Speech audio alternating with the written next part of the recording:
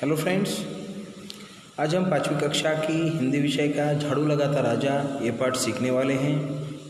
और इस पाठ में एक पुरुषोत्तम नाम के पुरी के राजा थे, उत्कल प्रदेश के राजा थे।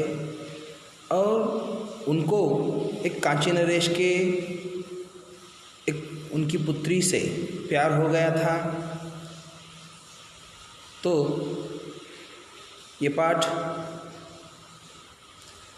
हम इस पाठ में जानते हैं कि देखो कांची नरेश की जो पुत्री है उनसे उनका विवाह होता है या नहीं, ये देखने की बात है। तो चलो ये पाठ शुरू करते हैं। पुराने ज़माने की बात है, उत्कल प्रदेश में पुरी नामक एक नगरी थी। उत्कल प्रदेश पुराना नाम है, जैसे कि अभी के उत्तर प्रदेश, मध्य प्रदेश है ना, वैसे उत्कल प्रदेश। तो वहाँ पुरी नामक एक नगरी थी, मतलब एक नगर था पुरी नाम का। आपको अभी भी है वो, हम उसको जगन्नाथपुरी बोलते हैं। इस नगरी में भगवान जगन्नाथ का विशाल मंदिर था और सदियों पुराने इस मंदिर में दूर दूर से तीर्थयात्री आते थे और भगवान जगन्नाथ का दर्शन पाते थे। और हर वर्ष आषाढ़ के महीने में यहाँ एक रथ यात्रा का बड़ा सा आयोजन किया जाता और जगन्नाथ जी, उनके भाई बलभद्र और बहन सुभद्रा, इन तीनों देवताओं की प्रतिमाओं को काट के विशाल रथों में बिठाकर सारे भक्तजन उस रथ को खींचते हुए उद्यान घर तक ले जाते। तो इस प्रदेश में, इस पुरी नामक नगरी में, उत्कल प्रदेश में एक पुरुषोत्तम नामक एक राजा राज करते थे। राजा बहुत ही अच्छे थे। वर्षों से चली आई प्रथा के अनुसार रथ यात्रा के समय राजा जो हैं सोने के झाड़ू से देवताओं के रथ को साफ किया करते थे, स्वच्छ किया करते थे। और एक बार राजा पुरुषोत्तम दक्षिण की ओर गए किसी मुहिम में। तो वहाँ उन्होंने कांची नरेश की पुत्री पद्मावती को देखा। कांची नामक नगरी में गए तो वहाँ कांची नरेश की पुत्री जो थी, उनकी कन्या जो थी पद्मावती, उनको देखा तो उनके रूप ने राजा का मन मोह लिया। जब वापस उत्कल लौटने पर पुरुषोत्तम राजा ने कांची नरेश के पास विवाह का प्रस्ताव भेजा कि मैं आपकी पुत्री से विवाह करना चाहता हूँ, और उन्हें रथ यात्रा में भाग लेने के लिए आमंत्रित भी किया। ये जो रथ यात्रा होती है आषाढ़ के महीने में, तो उनमें भाग लेने के लिए आमंत्रित भी किया। तो कांची नरेश ने ये प्रस्ताव तुरंत स्वीकार कर लिया और रथ यात्रा के समय पुरी आए। और नगरी में जगह जगह पुष्प द्वार बनाए गए। मंदिर से उद्यान तक का मार्ग नागरिकों से भरा था। नगरी उत्सव के रंग में रंगी थी। कांची नरेश और राजा पुरुषोत्तम महल की छत से उत्सव का आनंद ले रहे थे। तो कुछ देर बाद राजा पुरुषोत्तम नीचे उतरे और अपने प्रथा के अनुसार हाथ में सोने का झाड़ू लिया और वह रथ पर चढ़े और बड़ी तन्मयता से, बड़ी आस्था से, लगन से वो रथ साफ कर रहे थे। और वह प्रसन्न मन से अपने अतिथि के पास रथ साफ करके लौट आए। राजन क्रोध से कांपते हुए, वो जो कांची नरेश थे, वो बोले, राजन, आपने मेरा अपमान किया है, अब मैं एक पल भी यहाँ नहीं ठहर सकता। अपमान? राजा पुरुषोत्तम ने हैरान होकर कहा, अपमान? हाँ, झाड़ू लगाकर आपने अपना और मेरा दोनों का अपमान किया है। राजन, मैं कुछ समझा नहीं, राजा पुरुषोत्तम ने कहा।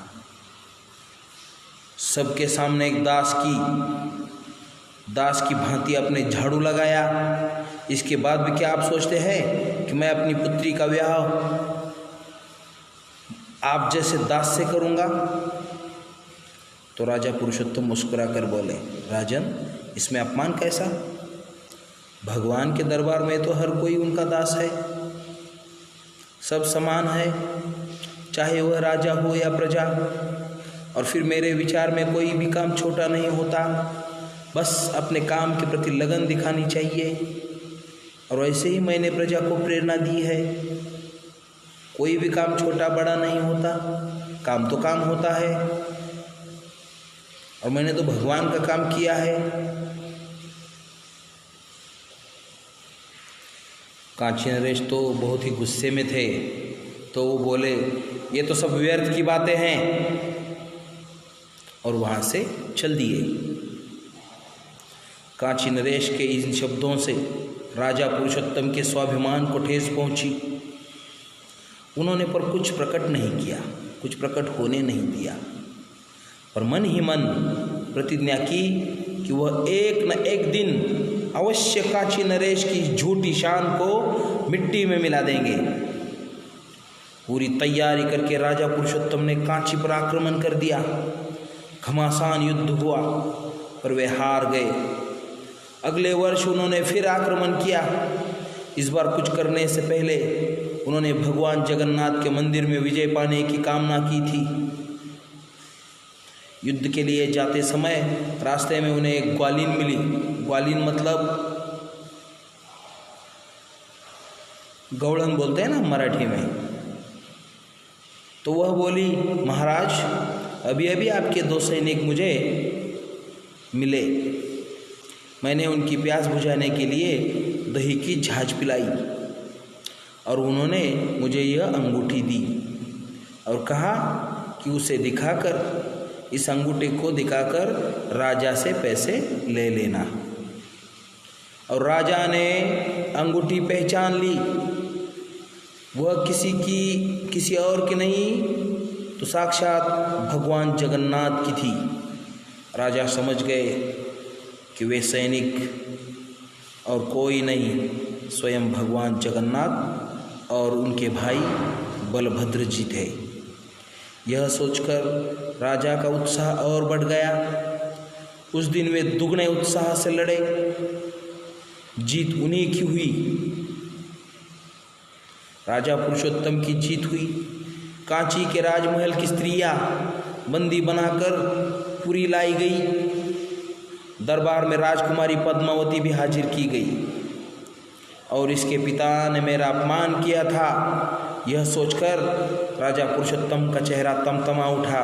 उन्होंने आज्ञा दी कि महामंत्री, राजकुमारी का विवाह ऐसे व्यक्ति से कीजिए जो झाड़ू लगाता हो, झाड़ू लगाते दास से कर दीजिए। यह सुनकर राजकुमारी की आंखें सजल हो उठी। आंखें सजल होना मतलब आंखों में आंसू बहाना, रोने लगी।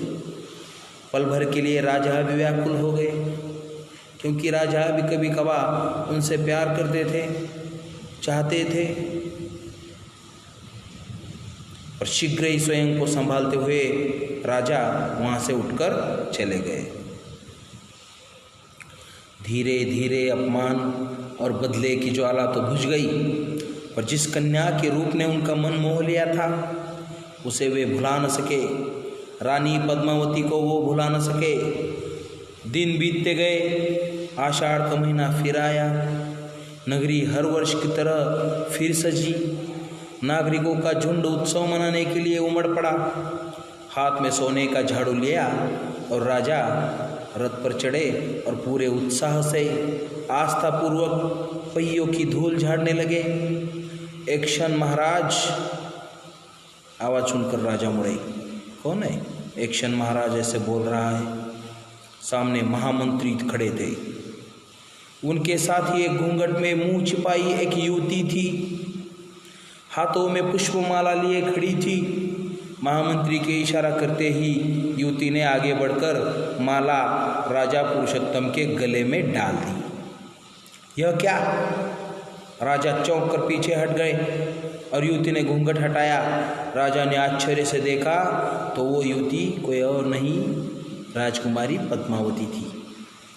महाराज, आपने आज्ञा दी थी कि पद्मावती का विवाह किसी झाड़ू लगाते दास से किया जाए, तो आज आप उसी रूप में खड़े हैं। आपके जैसा योग्य वर इसे कहाँ मिलेगा? इसलिए आपकी आज्ञानुसार इसका विवाह मैं आपके साथ कर रहा हूँ। इतना कहकर महामंत्री मुस्कुराने लगे। राजा खुशी से कुछ न बोल पाए। महाराज, अब देर किस बात की, अब भी पुष्पमाला उठाइए। महामंत्री ने आग्रह किया। राजा ने पुष्पमाला उठाकर रानी पद्मावती के गले में डाल दी। राजकुमारी पद्मावती के गले में डाल दी। वहाँ खड़े नागरिकों ने जय जयकार किया और शंखनाद किया और जय जयकार शंखनाद से दोनों का अभिवादन किया। तो यह पाठ यहाँ पे ये ख़त्म हुआ। अगले पाठ में हम इसका एक्सरसाइज स्वाध्याय देखेंगे। आज के लिए बस इतना ही। Thank you.